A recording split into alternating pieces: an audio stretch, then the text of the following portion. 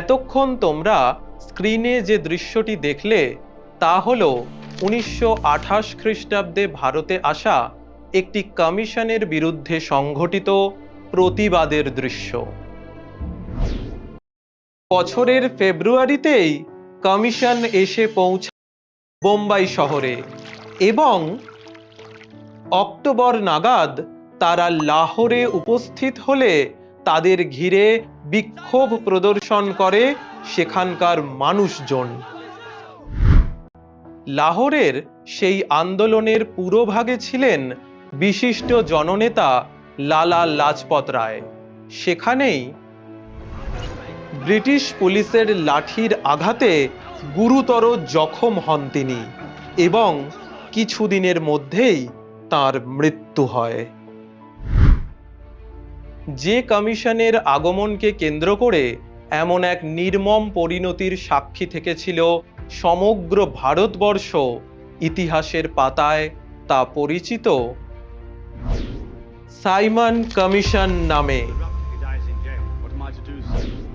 আমাদের আজকের আলোচনা সেই সাইমন কমিশনকে ঘিরেই।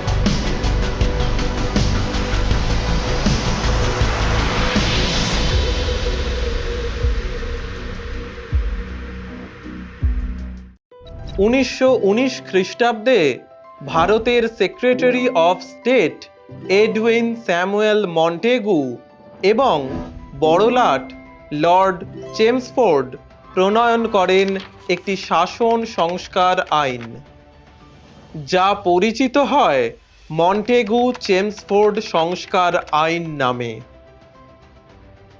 এর মাধ্যমে ব্রিটিশ সরকার প্রথমবারের মতো ঘোষণা করে যে তারা ভারতে একটি দায়িত্বশীল সরকার প্রবর্তন করতে চায়, কিন্তু ভারতীয়দের কাছে এটি ছিল অপ্রতুল ও অস্পষ্ট। তাই এই আইন পরিবর্তনের জন্য সব রাজনৈতিক দলই সোচ্চার ছিল।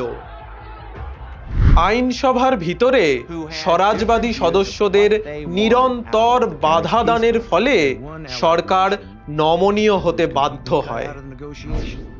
ইতিপূর্বে 1919 খ্রিস্টাব্দের আইনেই বলা হয়েছিল যে এই নির্দিষ্ট আইনবিধির কার্যকারিতা সম্বন্ধে অনুসন্ধানের জন্য 10 বছর পরে একটি রাজকীয় কমিশন নিযুক্ত করা হবে। শেষ পর্যন্ত পরিস্থিতির চাপে পড়ে নির্ধারিত সময়ের আগেই বড়লাট লর্ড আরউইনের সুপারিশ মেনে ব্রিটিশ সরকার ভারতে শাসনতান্ত্রিক সংস্কারের বিষয়টি পর্যালোচনার জন্য 1927 খ্রিস্টাব্দের 8ই নভেম্বর ইন্ডিয়ান স্ট্যাটিউটারি কমিশন নিয়োগ করে। অতঃপর ব্রিটিশ পার্লামেন্টের 7 জন সদস্যকে নিয়ে গঠিত সেই কমিশন এসে পৌঁছায় ভারতবর্ষে। আর এই কমিশনের চেয়ারম্যান কে ছিলেন জানো? খ্যাতনামা ইংরেজ আইনজীবী ও উদারপন্থী দলের সাংসদ স্যার জন সাইমন।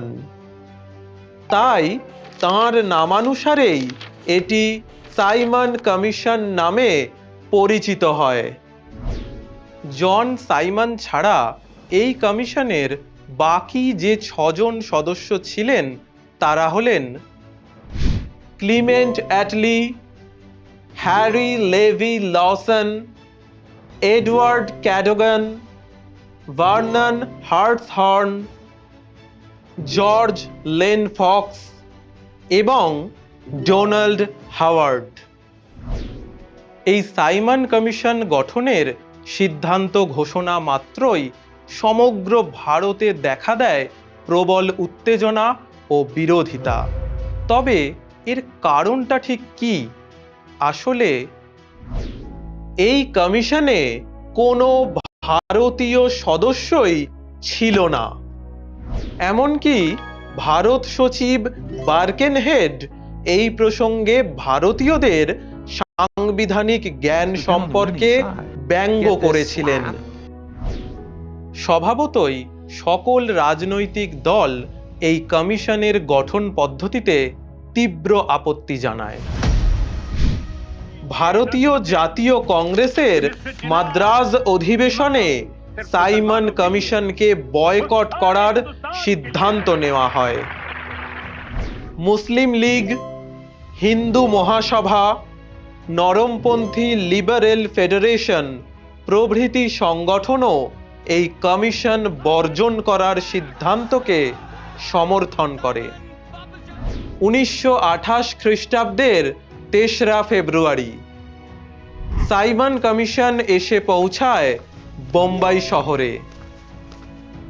দেশব্যাপী শুরু হয়ে যায় প্রতিবাদ আন্দোলন, পালিত হয় হরতাল।